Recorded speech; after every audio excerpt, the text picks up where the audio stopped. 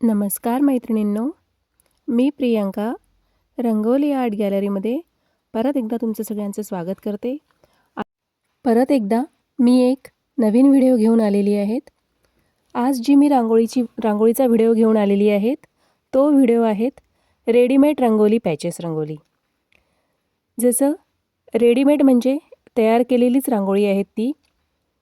जसं आपण रोज अंगणात रांगोळी काढतो, देवासमोर रांगोळी काढतो, तर ती रोज काढावी लागते. जर पावडर रांगोळीने आपण काढली तर ती नेहमी आपल्याला काढावी लागते, कारण ती मिटून जाते. आणि आपल्या घरात जर लहान मुलं असतील तर रांगोळी आपल्या घरात राहणं खूपच मोठं काम आहे, कारण लहान मुलं हे रांगोळी मोडतातच. त्यांना आपण कितीही सांगितलं तरी ते ऐकत नाही. त्यामुळे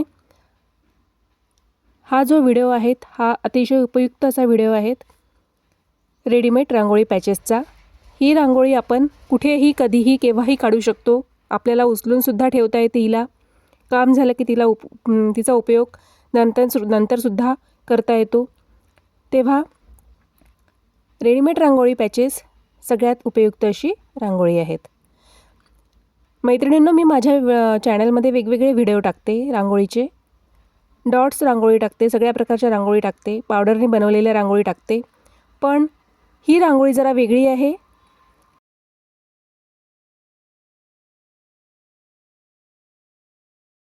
मी स्वतः तयार करते आणि टाकते.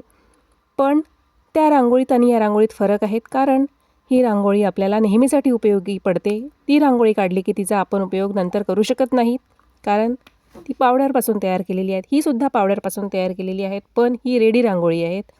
हिला आपण प्लॅस्टिक शीटवर तयार करतो. तर ही मग आपण रांगोळी कशी तयार केलेली आहेत तो व्हिडिओ आता बघूया. चला तर मग.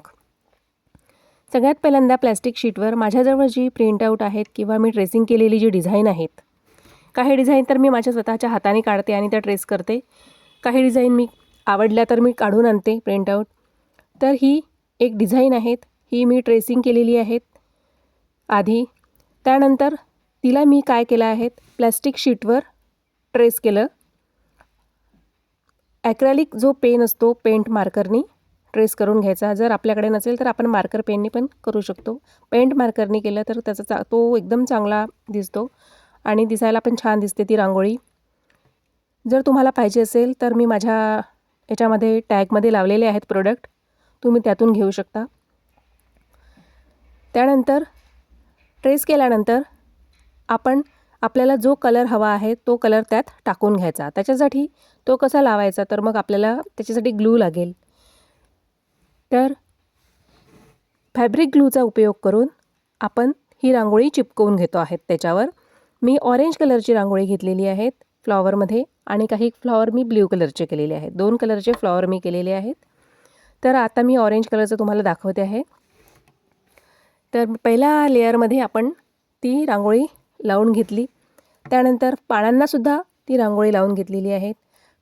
एकच लेअर झालेला आहे, त्यामुळे पानाची जी आतली डिझाईन आहे ती आपल्याला दिसते आहे. दुसरा लेअर झाल्यानंतर ती डिझाईन आपल्याला फारशी दिसणार नाही, थोडीशी उमटलेली दिसेल. तर तिला आपण जेव्हा ॲक्रेलिकनी करतो तेव्हा तिला व्यवस्थित करून घ्यायची. आता माझा हा दुसरा लेअर सुरू आहे. पहिला लेअर झाल्यानंतर त्याला थोडा 1-1.5 तास तरी वाळवायला ठेवायचं, आणि 1-1.5 तासानंतर आपण दुसरा लेअर करायचा. जर आपण लवकर केलं तर ती रांगोळी ओली राहील आणि मग ती आपल्या ब्रशच्या साहाय्याने निघून जाईल. त्यामुळे त्याला चांगलं वाळू द्यायचं आणि नंतरच मग दुसरा लेअर करायचा. आता मी दोन्ही रांगोळीवर बघा दुसरा लेअर केलेला आहे. माझ्या दोन्ही दुसरा लेअर झालेले आहेत. आता पानांना मी दुसरा लेअर करत आहे. पहिला लेअर झाल्यानंतर आता मी पानांना दुसरा लेअर करत आहे. बघा, दुसरा लेअर केल्यानंतर पानांना आपल्याला डिझाईन थोडीशी अंधुक दिसते. तेव्हा त्या रांगोळीला वरती पकडून व्यवस्थित पाहून घ्यायची डिझाईन कुठे आहे, आणि मगच ती कलरनी करायची. आता बघा, दुसरा पण लेअर झालेला आहे पानाचा. पहा, सगळ्या मी करून ठेवलेल्या आहेत. ब्ल्यू कलरचे काही केलेले आहेत, ऑरेंज कलरचे काही केलेले आहेत.